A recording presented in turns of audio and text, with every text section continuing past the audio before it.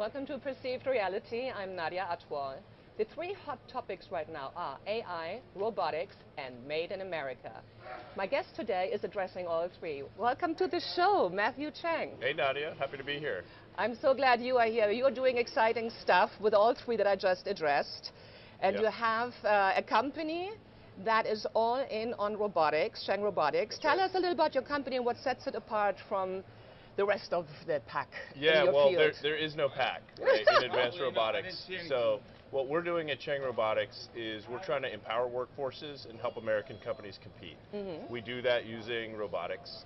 AI is such a hot topic, but we've been doing AI in factory implementations and supply chains since 2017. Wow. So we're doing AI all the time, embedded in robotic systems.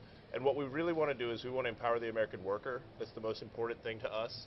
We want to make product in America.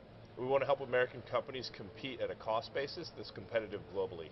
You saw that trend very early on. It was important for you early on to go all in on Made in America when other people were probably very critical of that. The same people who were back then critical are now cheering and saying, oh my God, I better get cracking, because you were a pioneer a little bit on that front. What was so important about that for you? Well, I've done it both ways. So I started my career as an engineer, basically helping American companies move overseas. So when I started my career, I went to places like Malaysia, Singapore, China. I even got licensed as an engineer in China. And so I've seen what the offshoring and the globalization looks like. So when I started my firm, I said, you know what, we know what the rest of the world can do, we know what the capabilities are, let's bring that competing skill set back to the US and let's make product in the US again. Step by step, first nearshoring and then hardcore Made in America. Now That's with right. the tariffs in place, no? Well, you know, it's funny, during the tariffs, everybody got really nervous. What are we going to do? And we thought to ourselves, we've been doing this every day, right? It's helping American companies compete. So what we want to do is just make sure that when we have manufacturing investment in the U.S., that it's state of the art, that it's the best in the world. And if American companies have that, they have a competitive advantage to both make their product in the U.S. and export to the rest of the globe. Do you have an optimistic outlook? Because a lot of uneasy feelings right now with regards to trade and the economy.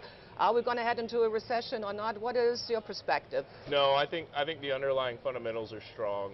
I think we do have some major systemic things we have to address. So we've just recently learned as a nation, we're all learning how much of our stuff is made overseas and how little control we have over our supply chain. So Rome wasn't built in a day, US manufacturing renaissance won't happen in one day, but if we start right now and we go all in, I think we can get it done very quickly.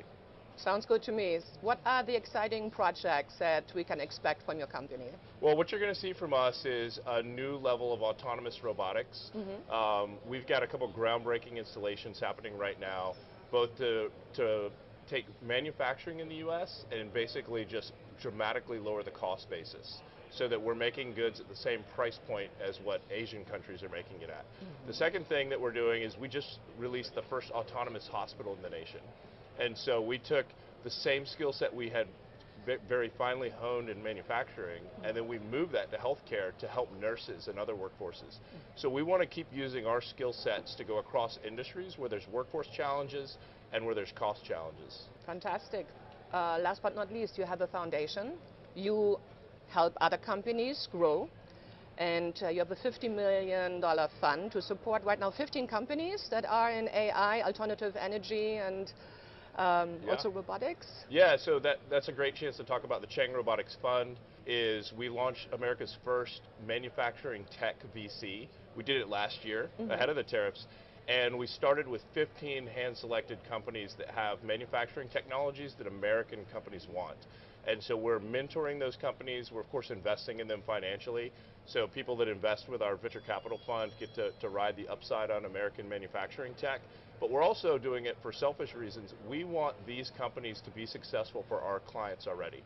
And so when we do that, we're going to have better energy, we're going to have cleaner environment, and then of course we're going to have a happy workforce because they have the best, most cutting-edge tools. Fantastic. Well, I loved having you. We're going to continue to follow your journey, and I hope you come back to the New York Stock Exchange.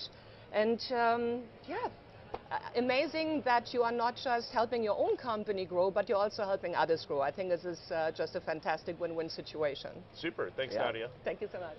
This was another episode of Perceived Reality. Join us next time.